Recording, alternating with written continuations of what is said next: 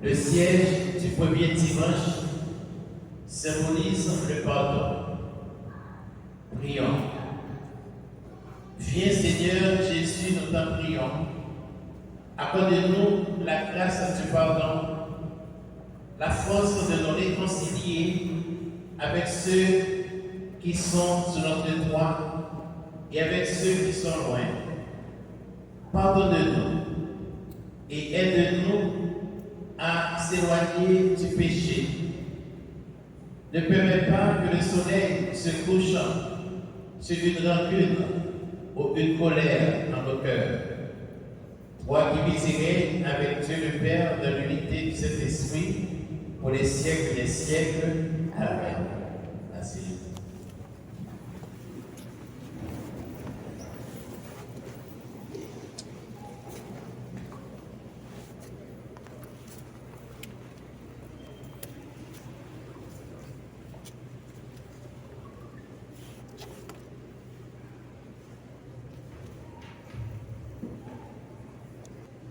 Nous avons célébré un double événement. L'occasion 1er décembre.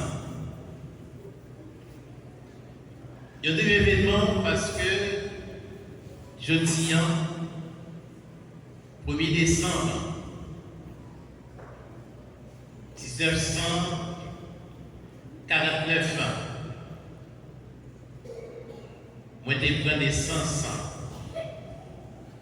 Et je dis 1er décembre 2024, ça fait 75 ans accomplis.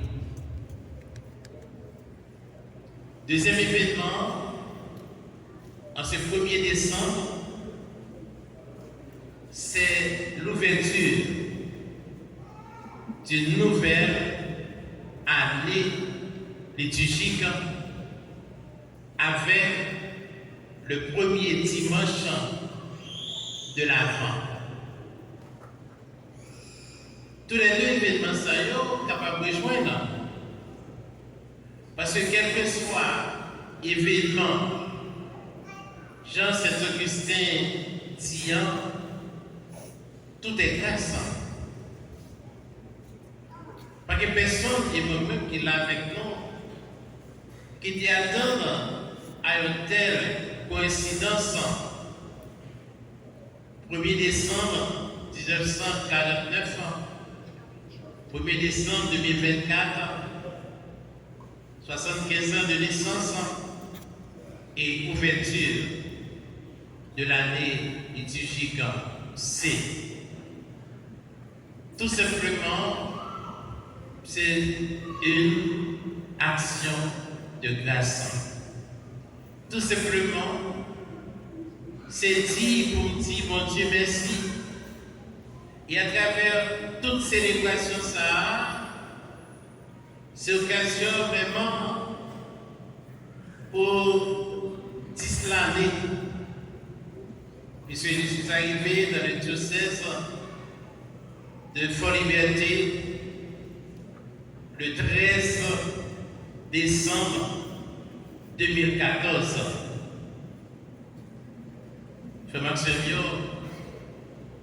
suis capable de dire, mois de décembre, j'ai l'impression qu'il était taillé pour moi. Parce que mois de décembre permet que moi vivant. 3 gros événements. Anniversaire de naissance, ordination épiscopale le 22 décembre, intronisation comme évêque de Fort-Liberté le 13 décembre. Dis bon Dieu, merci pour ça. Même papa était là. Parce que plus besoin, aidez-nous à entrer dans le temps l'avant. Dans le remerciement, je vais prendre plus de temps pour partager ça que m'a vivant depuis 10 ans dans diocèse Fort Liberté et que je fais pratiquement dans le félicement d'amour. Mais ce qui est important pour nous, peuple bon Dieu, c'est comment pour nous la messe moi surtout accompagner nous pour nous entrer dans le temps l'avant. Si on temps fort, si on temps de réflexion, parce que le temps l'avant advient tous dans mon latin, il y a deux significations. Événement, avènement. Ces deux significations qui peuvent créer, nous sommes capables de dire, une sorte de tension la caille. Et c'est comme ça que vous comprenez à travers 3 volets ça. Il est venu, il reviendra, il vient. C'est ça que vous laissez saisir chaque fois que nous entrons dans le temps l'avant qui ouvrit l'année liturgique. D'abord, il est venu. Incarnation faite déjà, ce n'est pas 27 décembre 2024, non. Il est venu, comme dit Saint Jean, il a pris chair parmi nous. Le Verbe s'est fait chair et il a habité parmi nous. Le Verbe s'est fait chair, il est entré dans notre histoire.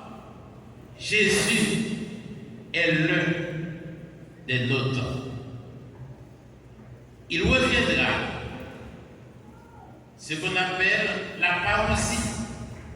À la fin des temps, il reviendra. Mais il vient tous les jours. Ne pas oublier 3 éléments pour qu'à comprendre tant l'avant.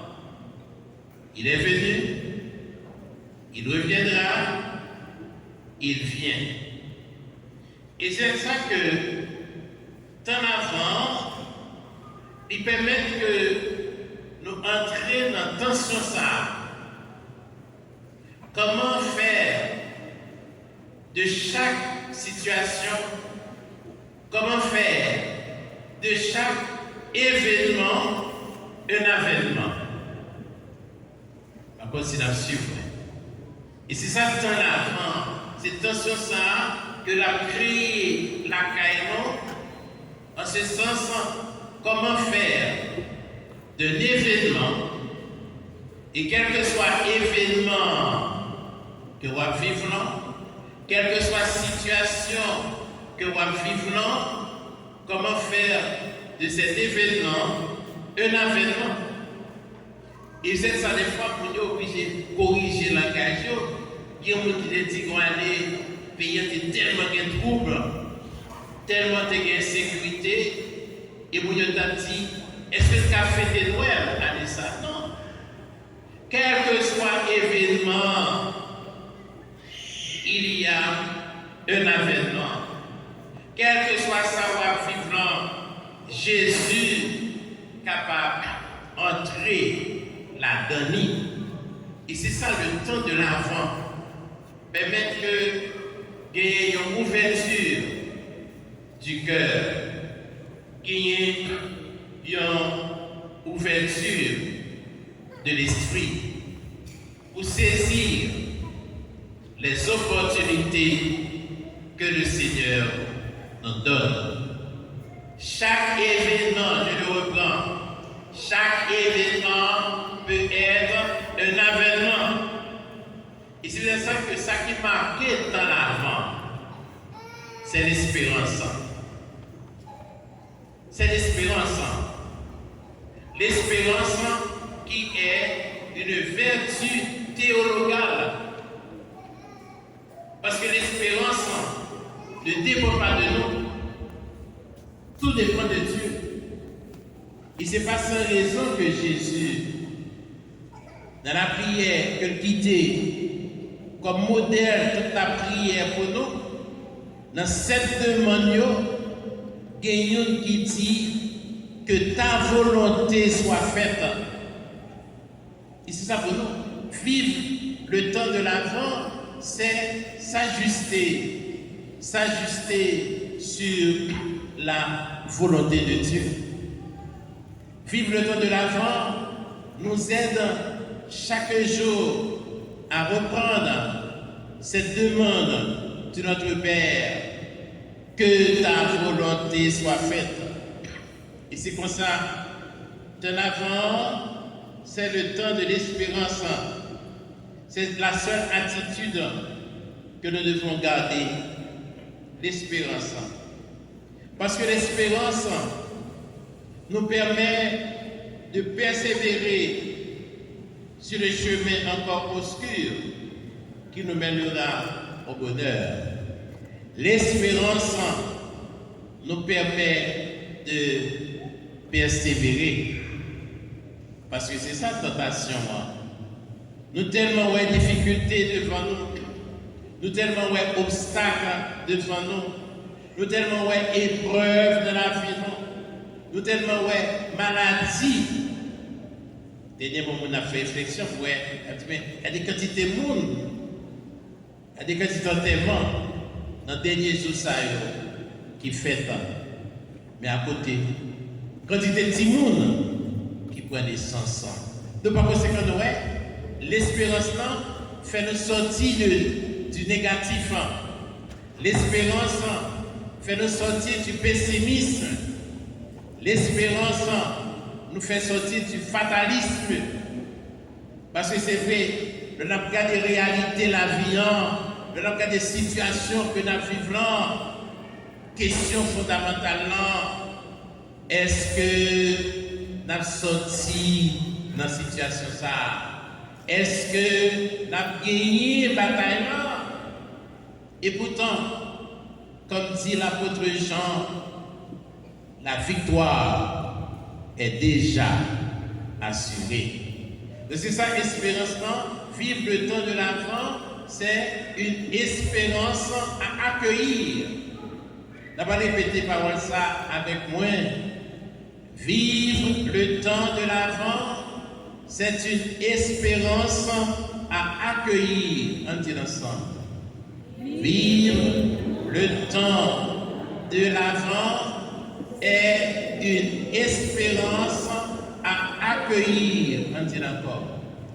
Vivre le temps de l'Avent est une espérance à accueillir. L'espérance qui peut aider nous Kembe. L'espérance qui peut aider nous garder l'avenir avec certitude. Garder l'avenir avec la foi. Ne pas se laisser décourager. Frère Maxime, si nous gardons la réalité, si nous gardons tout ça que nous vivons aujourd'hui, tentation, c'est découragement. Et pourtant, l'espérance est là. L'espérance nous permet de rebondir les situations perdues. Les nous pas ni devant ni derrière. L'espérance, c'est l'équipe à nous rebond. C'est l'équipe à nous élan qui permet que, en dépit de tout, nous sommes capables d'avancer. C'est ça que dans l'évangile là, Jésus dit attention, allez à ça qui est essentiel, pas laisser nous pris par l'éphémère, pas laisser nous pris par le quotidien, pas laisser nous pris par les plaisirs, par la recherche du plaisir, mais laissez-vous habiter par le Seigneur. Quittez mon Dieu, tracez chemin pour. Quittez mon Dieu, conduisez-vous. Quittez le ménère, côté lui-même, il veut mener là. À côté au fléau. mais côté lui-même livré. Et bien souvent, que fait le Seigneur? Il nous met à l'épreuve. C'est ça, Saint Jacques dit. Dieu aime. Dieu met à l'épreuve celui qu'il aime. Il savait que les épreuves dans la vie, les difficultés dans la vie, les souffrances dans la vie, non, pas dit c'est bon Dieu qui a calé nous, non. Son leçon que la balle. Son façon pour que les capables d'émonder nous, les capables de faire nous peut-être des attachements exagérés, et des attachements qui ne pas de sens et que vous faites toute vie au souli, alors que bon Dieu lui-même, il est côté, il veut mener. Frère Maxime, comment vivre ce temps de l'avant? Deux façons. Deux façons pour vivre ce temps de l'avant. La première, éviter ce qui peut nous troubler et endurcir notre cœur. Puis deuxième façon, prier constamment pour demander la force de continuer à attendre le Sauveur. Voilà deux façons. Éviter ce qui peut nous troubler. Éviter les distractions. Éviter tout ça qui fait que vous ne pouvez pas concentrer sur l'essentiel là. Vous ne pouvez pas concentrer sur la parole de Dieu. Que de quoi là, si vous descendez dans l'assemblée, là c'est si ouais, quantité de monde qui est dans le téléphone. Mais c'est ça que nous avons besoin. Si vous finissez la messe, vous avez besoin de ressaisir. Mettez de côté tout ça qui a distrait. Mettez de côté tout ça qui empêchait que vous écoutez parole là, que parole là fait travailler dans vous. Parce que c'est une opportunité. La messe, c'est une opportunité, son chance, son grâce que bon Dieu fait pour écouter une parole et à partir de là, pour quitter parole là, faire chemin dans la vie. Donc éviter ce qui peut nous troubler et endurcir notre cœur. Parce qu'il y a des choses qu'on a regardées, il y a des événements qui ont déroulé devant, et bien ça capable de faire cœur vite dur. Ça capable de faire cœur vite fermé, cœur vite replié sur lui-même, et résultat, ou vite méchant. Donc par conséquent, dans l'avant, son grâce, son faveur que bon Dieu lui-même lui fait pour capable d'avancer. Puis deuxième élément, la prière. D'ailleurs, Jésus l'a dit dans l'évangile, veillez et priez. Donc on chante, Jésus dit, veillez.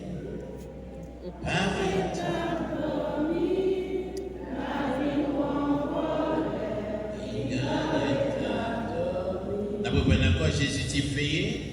Jésus dit,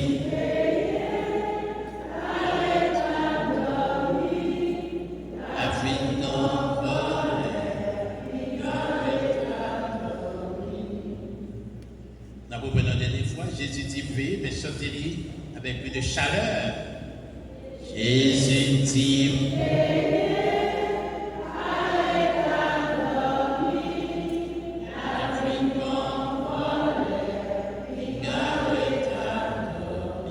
voilà, c'est ça. La fini comme volée, elle dit qu'il y a insuffisant. On ne sait pas quand. Nous ne savons pas qui est. Bon Dieu a pris nous. Nous ne savons pas dans quelles circonstances. Je lève des bandeaux comme ça. Il y a un prédicateur qui était un grand rassemblement charismatique. Pas qu'on a qui pays. Mais pendant la prêcher avec chaleur, a invité Mounio à la vigilance. Puis comme on arrivé, de tomber, et là même de mourir. C'est-à-dire que mon Dieu, à n'importe quel moment, à n'importe quelle circonstance, c'est pour que la prière et la vigilance, c'est deux garde-fous qui sont capables d'aider nous à avancer pendant temps l'avant. Dans ce frère Maxime, que dans l'avant 2024, mais nous vivons différemment. Dans l'avant 2024, qui déjà a préparé nous à un gros événement que dans la cathédrale, le dimanche 29 décembre, nous allons ouvrir l'année 7 2025 pour marquer la naissance du Christ, pour marquer notre rédemption en Christ sous le signe de l'espérance. Et voilà, tout en avant, j'aime dit tout à l'heure, peut-être que nous avons oublié, une espérance à accueillir. Mais c'est ça que temps avant permet que nous vraiment vivre dans la foi, nous vivre dans l'espérance, nous vivre dans l'amour. Donc c'est peut-être ça, m'a invité nous, m'a encouragé nous chacun pour l'humain, la flamme de l'espérance. L'humain qui fait l'espérance, montrer à travers témoignage la vie, montrer à travers confiance que nous gagnons notre maintenant, tout n'est pas perdu. Tout n'est pas perdu. Dieu est plus grand que tout. Un petit temps silence. Un petit temps silence. On entre dans nous-mêmes. Déjà, fait cœur tourner, espace ça, qui va tourner dans une crèche pour Jésus capable de descendre, pour Jésus capable d'habiter. Un petit moment de silence, pour qu'à travers ce silence, nous puissions découvrir la présence de Jésus.